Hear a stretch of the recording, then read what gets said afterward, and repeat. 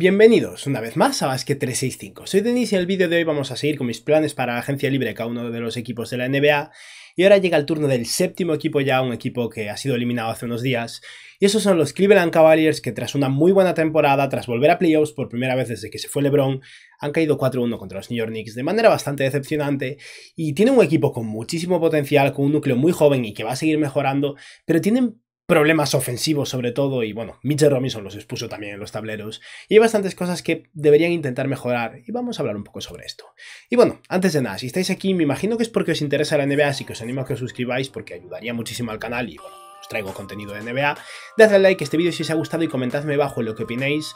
Tal vez no conteste a la mayoría de comentarios, pero os leo todos, eso os lo aseguro. Y bueno, ahora ya sí, vamos a empezar.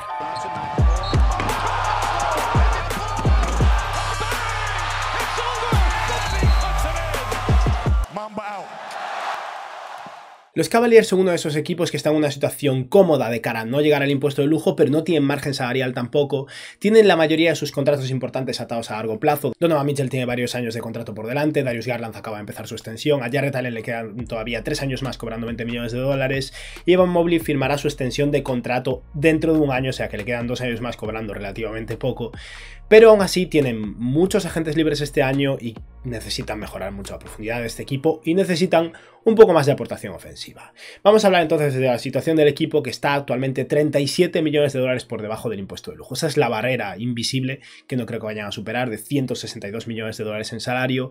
Y $37 millones puede parecer mucho, pero entre renovar a Caris LeVert e intentar reforzarse un poco y utilizar una mid-level de $12,2 millones, ese dinero se acaba rápido. También tiene disponible la bianual de $4,5 millones, y si de verdad gastaran muchísimo podrían llegar a superar el impuesto de lujo, y si quieren gastar la mid-level de $7 millones en vez de la de 12 millones. Tiene una excepción de intercambio de 3,9 millones que no creo que vayan a utilizar por un motivo fundamental, es que los Cavs, después de intercambiar por Donovan Mitchell, no tienen picks, tienen un par de picks de segunda ronda, de hecho este año controlan el pick 49, y aparte de eso no pueden mover ninguna elección de primera ronda de aquí hasta 2030, hasta dentro de un año no va a poder mover picks, por lo que a la hora de intercambiar por un jugador utilizando una excepción de intercambio tienen menos incentivos que otros equipos. En lo que respecta a sus agentes libres, el principal es Caris LeVert.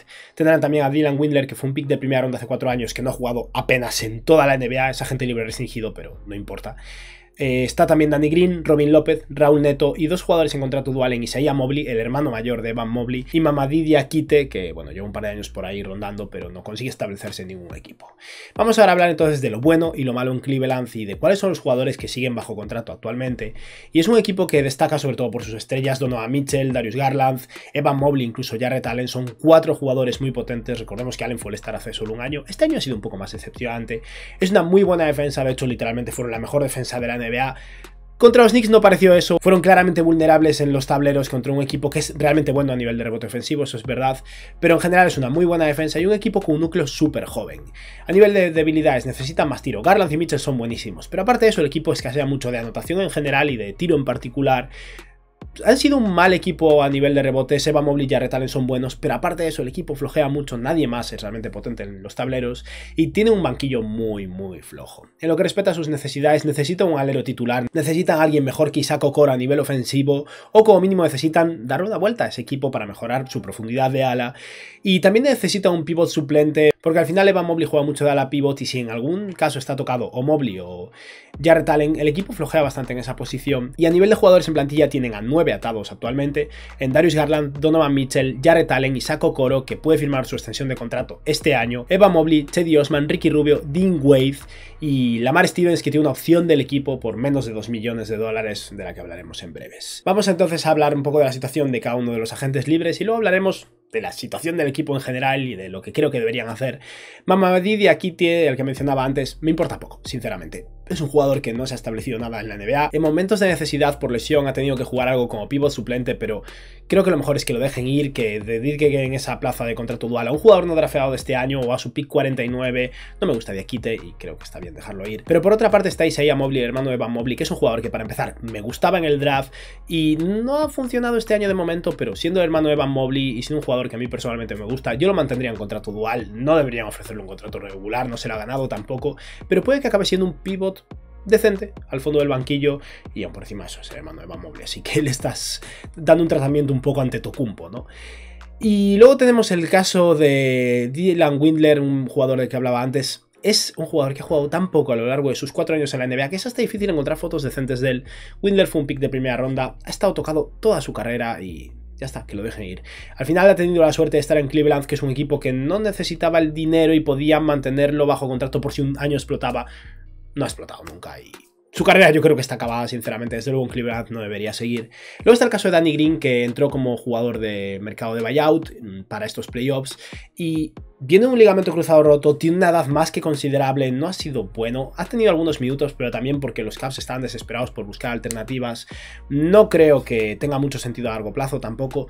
De entrada vamos a considerar que lo dejan ir, pero cabe la posibilidad de que si no les va bien en agencia libre siempre puedan recuperarlo, pagándole la mínima del veterano por un año más. Es una presencia veterana en el equipo como mínimo, pero no me parece prioritario. Y luego está el caso de Robin López, que es similar, no es que aporte mucho en el campo, pero es una presencia veterana también. Pero Robin López creo que es un tío increíble, todo el mundo lo adora, en todos los lados los que va funciona en el banquillo. Creo que puede mantenerlo por la mínima del veterano un año más. Si lo necesitan 10 minutos en ocasiones puede jugar. Obviamente siguen necesitando un mejor pivot suplente, pero creo que al final en un equipo que acaba de caer de manera tan fea en playoffs como acaba de ocurrir ahora contra los Knicks, siempre es interesante mantener a un tío que genera buen ambiente y un tío gracioso en el equipo, así que vamos a mantener a Robin López allí en función un poco de Theo Pinson con un poco más de clase. Y vamos ahora a hablar del caso de Lamar Stevens. Aquí no creo que haya mucho que hablar. Tienen una opción del equipo, es un contrato de menos de 2 millones de dólares. Lamar Stevens es un currante, un jugador que no tira bien de 3, pero trabaja muy duro, defiende, es relativamente versátil a nivel posicional. No es un jugador increíble ni mucho menos, pero conoce el sistema, gusta en Cleveland, es barato, que tome la opción y ya está. Podrían firmar una extensión de contrato con él, no creo que tenga ningún tipo de sentido de momento. Ya decidirán el año que viene en agencia libre y tal, pero este año que lo mantengan barato y que mantengan sus puertas abiertas porque no estoy seguro de que valga la pena atarlo a largo plazo tampoco. Y Raúl Neto es un jugador que, un caso similar al de Danny Green, dependiendo de si no les va bien en agencia libre, lo pueden mantener por la mínima del veterano, pero si hay opciones de mejorar en esta posición estaría bien, porque Ricky Rubio viene de un ligamento cruzado roto, no ha jugado bien en absoluto este año. De hecho, aquí no voy a plantearlo porque no he visto una oportunidad de intercambiarlo tampoco, porque ha jugado tan mal que nadie lo va a querer, es simplemente un jugador para hacer cuadrar el dinero. Pero también viene de un ligamento cruzado roto y puede que este año juegue bien. Pero claro, si Ricky Rubio vuelve a no estar bien esta próxima temporada y Raúl Neto es tu otra opción, no estás en una situación muy buena. Y desgraciadamente, viendo el mercado de agentes libres en esa posición de base, no es que haya muchas alternativas. Vamos a considerar que Raúl Neto se queda fuera, pero si no consiguen mejorar, pues se queda de tercer base y confiamos en que Ricky Rubio esté mejor el próximo año porque realmente van a necesitar una subida de producción por su parte. Cedi Osman tiene un contrato no garantizado, lo mencionábamos antes, lo mantienen, cobra 6 millones y algo, no es increíble, pero es un buen jugador capaz de tirar en un equipo que realmente necesita la anotación y también puede ser un jugador útil a la hora de hacer un intercambio durante la temporada por sumar salarios. Me gusta bastante Cedi Osman, pero es verdad que tampoco es un jugador increíble, sobre todo porque a nivel defensivo tiene sus carencias, pero no hay ningún motivo para cortarlo cuando no es que vayan a conseguir agentes libres mejor.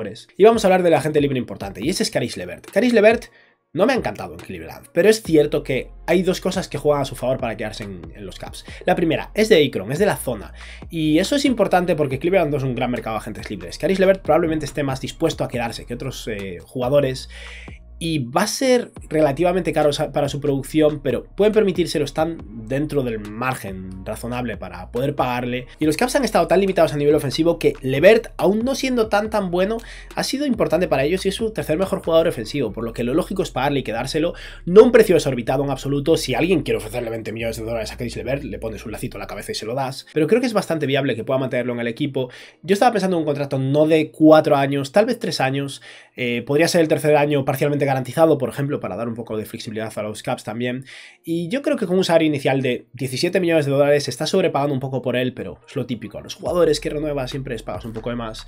17 millones de dólares de salario inicial, 55 millones de dólares en total a lo largo de 3 años, tal vez el último año de contrato parcialmente garantizado. Eso está bien, y LeVert es, para empezar, un jugador que puede ser útil para intercambiar, porque es un salario de gama media que no tienen ahora mismo los Cavs. Tienen jugadores cobrando mucho, jugadores cobrando 6 millones de dólares, y al mismo tiempo es un jugador de rotación. Este año les ha aportado 30 minutos de juego, 12 puntos, casi 4 rebotes y 4 asistencias, 4,4 triples intentados, un 43% en tiros de campo, un 39% desde 3, y a nivel defensivo no es bueno, pero este año se ha esforzado más y no ha sido terrible. No es el alero que necesitan, pero es mejor que nada. Así que vamos a considerar que LeVert se queda. Yo creo que pagándole 17 millones de dólares le estás pagando de sobra, nadie le va a ofrecer más probablemente. Y ese es el núcleo del equipo. Y queda una extensión importante o una posible extensión importante. Donovan Mitchell podría firmar una extensión de contrato, pero no va a pasar. No tiene sentido para él desde un punto de vista económico el extender ahora, cuando en agencia libre dentro de bastantes años todavía podría ganar más dinero. Y luego está el caso de Isaac Okoro. Isaac Okoro fue el quinto pick del draft hace 3 años y en consecuencia este año puede firmar su extensión de contrato de novato. No. Y no es que no me guste Okoro, es que no veo una extensión que vaya a tener sentido. Obviamente si Okoro accediera a firmar el contrato de Nasir Little, una extensión por 8 millones de dólares por año y 4 años 32 millones, desde luego. Okoro es un muy buen defensor y ha mejorado a nivel ofensivo. Es un jugador que creo que va a ser bueno y va a hacer carrera en la NBA. Pero no me imagino a Okoro, después de haber sido el quinto pick del draft, accediendo a firmar una extensión de menos de 12, 13, 15 millones de dólares por año. Y no puedes pagarle eso a Isaac Okoro en base a lo que ha demostrado en el momento. Creo que va a ser un punto muerto total, así que vamos a considerar que no hay extensión, juega su último año de contrato de novatos y veremos cómo funciona la próxima temporada, y en agencia libre restringida podrán resolverlo en 2024. Simplemente creo que es imposible encontrar un término medio entre Isaac Okoro y su gente y los Cleveland Cavaliers y la realidad de su rendimiento. Y vamos entonces a ver cómo quedaría la plantilla antes de empezar a hablar, no del draft, porque solo tiene el pick 49, pero sí de unos cuantos movimientos radicales que hay que hacer, porque los Cavs tendrían 11 jugadores en plantilla en este momento, pendientes un poco Raúl Neto y Danny Green, como decía antes, con Darius Garland, Donovan Mitchell, Isaac Okoro, Evan Mobley y Jarrett Allen como titulares, y luego Ricky Rubio, que esperemos que juegue mejor este año, Caris LeVert, Cedi Osman, Dean Wade, Robin López y hacia el fondo de la rotación Lamar Stevens, que dependiendo del momento podría jugar más que Cedi Osman o Dean Wade perfectamente. Y a los Cavs les quedan 4 huecos libres en la plantilla y tiene más o menos unos 20 millones de dólares de margen hasta el impuesto de lujo, o sea que pueden utilizar su mid-level completa, pueden utilizar la bianual y más o menos un contrato de la mínima del veterano más para rellenar bastante la plantilla. Pero creo que tengo que hablar de Jarrett Allen. Allen me gusta mucho. Y este dúo de Torres Gemelas, no, Evan Mobley y Jarrett Allen, ha funcionado bien a nivel defensivo. Pero los Cavs tienen carencias evidentes a nivel ofensivo y funcionan bien en defensa también con Evan Mobley de pívot titular. Mobley es el futuro de ese equipo probablemente, para mí es totalmente inamovible.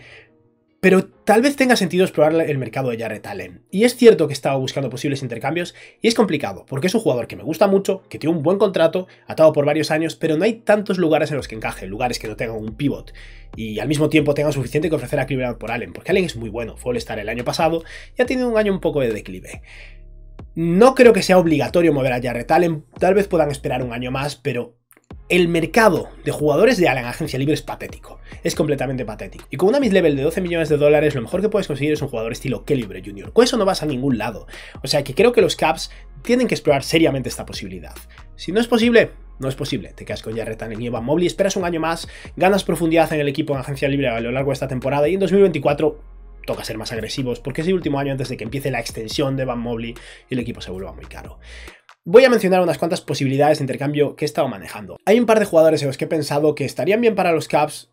El equipo podría estar interesado en Jarrett Allen, pero no he visto la posibilidad del intercambio real. Uno es de DeAndre Hunter de los Hawks. Creo que los Hawks van a querer mover a DeAndre Hunter, pero aquí hay dos problemas. Uno, Clint Capela, o sea que en el caso de que Jarrett Allen llegara a Atlanta, creo que les interesaría a los Hawks, pero tendrían que mover a Clint Capela a otro lado. Y al mismo tiempo, DeAndre Hunter no es suficiente por Jarrett Allen. Cobra más o menos lo mismo y Allen es mejor. Por lo que probablemente los Hawks tendrían que sumar algo más, algo estilo AJ Griffin. Y yo creo que ahí se implanta la situación. No creo que los Hawks quieran mover a 2 de sus jugadores de ala por un pivot joven, que probablemente pueda ser mejor que Clint Capela, pero no es tanto mejor a día de hoy como para que tenga sentido. Así que creo que DeAndre Hunter se desmorona. Y otra posibilidad en la que he pensado es Jerami Grant de los Blazers. Si Portland decide no renovar a Grant, podría haber un sign and trade en el que Grant cobre unos 28 o 29 millones de dólares de salario inicial. El problema es que aquí los Cavs tendrían que enviar a Jarrett Allen y algo más estilo Cedi Osman por hacer cuadrar el dinero o Ricky Rubio, y al final los Blazers conseguirían un mucho mejor pivot defensivo en Jarrett Allen que anclaría la defensa de ese equipo, pero estarían pagando a Nurkic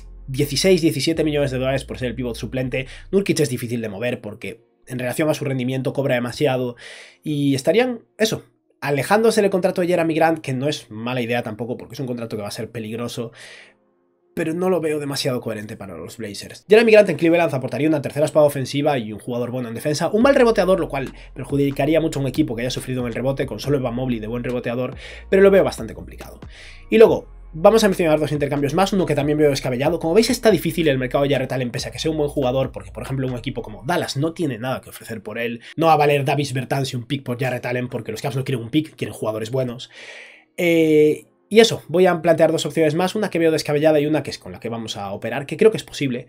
La primera es un intercambio con los Toronto Raptors. Si Jakob Poeltl se va, si algún equipo se lleva a Jakob Poeltl en la agencia libre, si alguien le hace una oferta potente y los Raptors lo tienen que perder, tal vez ahí se plantea hacer un Jarrett Allen por OG Anunoby. A OG Anunoby solo le queda un año de contrato, por lo que hay riesgo, pero al mismo tiempo encaja de maravilla en Cleveland y los Raptors consiguen un buen pivot para emparejar con su núcleo actual si es que han perdido a Jakob Poeltl. Creo que es poco probable porque creo que Toronto le va a pagar mucho a Poeltl, pero esta es una posibilidad y el intercambio que voy a plantear y con el que vamos a proceder a partir de ahora es un intercambio con los Charlotte Hornets por dos cosas. Primero, los Hornets quieren ser buenos, todos lo sabemos, este año han tanqueado aunque no quisieran y puede que tengan mucha suerte en la lotería y es verdad que si se lleva a Victor Wembanyama esto tal vez tenga menos sentido, pero Charlotte necesita un buen pivot desde hace mucho tiempo. Mark Williams es interesante, pero es un jugador joven y todos sabemos que este verano Miles Bridges va a volver a la NBA y va a renovar con los Hornets, con lo que consigue un muy buen ala pivot y eso hace que la agencia libre restringida de PJ Washington pueda volverse problemática para Charlotte.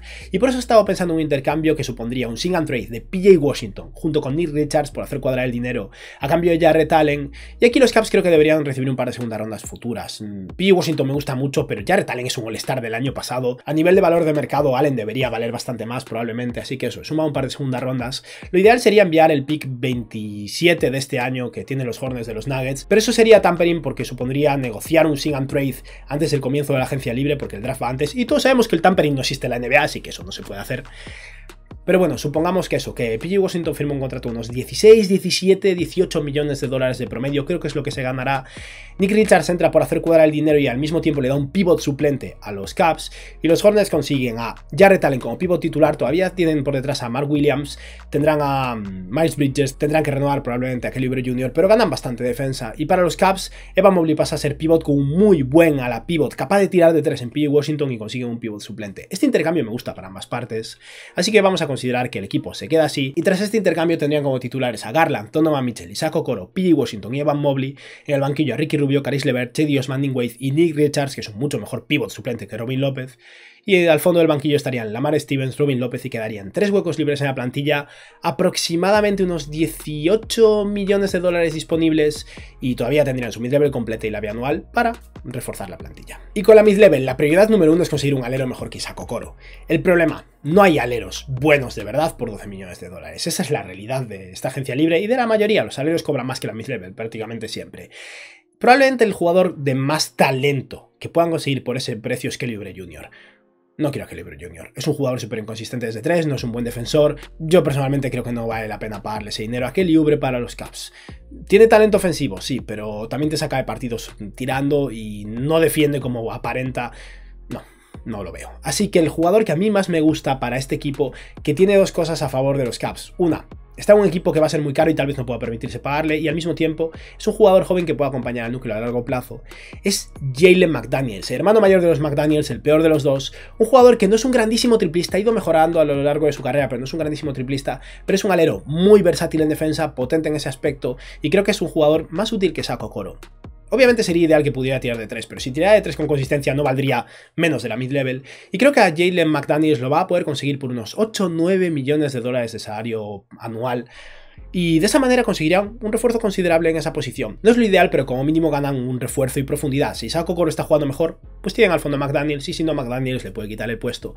Y otro jugador que me he planteado seriamente es Torrey Craig, pero creo que Torrey Craig va a ser una prioridad para los Suns y me gusta menos que McDaniels. Ha mejorado más como tirador, pero Craig ha perdido impacto defensivo a día de hoy, ya no es tan móvil como antes y sería interesante si pudieran conseguirlo por unos 7 millones de dólares o así, pero creo que Phoenix le va a pagar y va a ser una prioridad para ellos. Así que vamos a considerar que consiga a McDaniels y luego queda la opción de conseguir un base o escolta para ganar un poco más de profundidad. Todavía tendrían su bianual disponible y existe un jugador que tal vez podría ocupar un puesto entre escolta y alero que tal vez podrían conseguir por la mid-level completa, pero me parece muy caro, y ese es Josh Richardson. Tal vez en vez de buscar esa ruta de McDaniels o Torrey Craig, podrían pagarle la mid-level completa a Josh Richardson para que juegue como a veces alero, a veces escolta, pero creo que es un poco pequeño para encajar con Donovan Mitchell y Darius Garland. Sería un trío demasiado bajito y aunque sea un defensor bueno, no es tan bueno.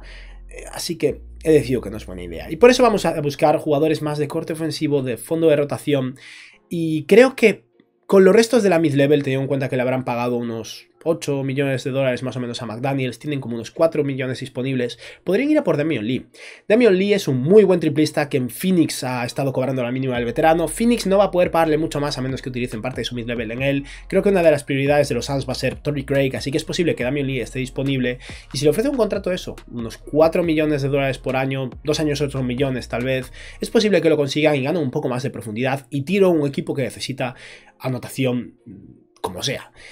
Y en caso de que Damion Lee no esté disponible, lo que decía antes, la agencia libre es bastante triste. Así que tal vez compense retener de vuelta a Danny Green y ya está. Vamos a ser optimistas y considerar que consiguen a Damion Lee, pero si no, digamos que se queda Danny Green. Y de igual modo, para el puesto de tercer base, Raul Neto es una posibilidad real y si no, creo que pueden ofrecerle un poquillo más de la mínima del veterano con parte de su bianual, tal vez un contrato de 3,5 millones, por ejemplo, a un jugador como Reggie Jackson, que está bastante acabado, seamos honestos, pero al mismo tiempo Reggie Jackson es un jugador que cuando tiene el día tiene realmente aportaciones ofensivas muy superiores a la de un jugador de su rol, y en un equipo como los Cavs, la posibilidad de probar a Reggie Jackson un día y que si sale bien lo juegues más y si no lo sientas, puede tener sentido. Lo malo es que con los años obviamente esto cada vez está más lejos de ser consistente, pero bueno, si puedes conseguir a Reggie Jackson barato, lo prefiero por encima de Raul Neto, pero ese es el nivel. Sé que este ha sido un vídeo un poco pesimista, pero la realidad es que los equipos que tienen la mid-level no se van a poder reforzar tanto porque siento que no hay tantos jugadores buenos en esta agencia libre. Y nada, con esto hemos acabado el vídeo. Vamos a repasar la plantilla después de hacer ese intercambio por PJ Washington moviendo a Jarrett Allen. Conseguir un poco más de aportación ofensiva porque PJ Washington es capaz de tirar de 3 y es un mucho mejor jugador ofensivo que Allen, aunque no tenga el mismo talento defensivo. Y después de ganar un poco de profundidad y desgraciadamente no solucionar el problema de conseguir un alero. También podrían ofrecerle una mid-level a Dillon Brooks, pero no, por favor. A nivel ofensivo es inviable. En defensa es muy bueno, pero es inviable. El equipo sería entonces Darius Garland con Donovan Mitchell, todavía Isaac Okoro de titular, PJ Washington y Evan Mobley, y en la segunda unidad Ricky Rubio, Caris LeVert, Jalen McDaniels, que dependiendo de cómo esté jugando podría quitarle o no el puesto a Isaac Okoro, Dean Wade, Nick Richards, Reggie Jackson, Damion Lee, Cedi Osman, Lamar Stevens y Robin López. Este es un equipo mejor que el año pasado a nivel de profundidad. Jarrett Allen es mejor que PJ Washington probablemente, pero yo confío bastante en que Washington siga mejorando y se convierta en un muy buen jugador. Y bueno, creo que están un poco más asentados para tener un equipo más versátil a largo plazo. Y desde luego tienen que rezar porque les caiga del cielo un jugador potente para el ala o que Isaac Okoro evolucione de verdad, porque no hay muchas maneras de conseguir solucionar esto. Y nada, con esto hemos acabado con el vídeo de hoy. Espero que os haya gustado y que tengáis un buen día. Adiós.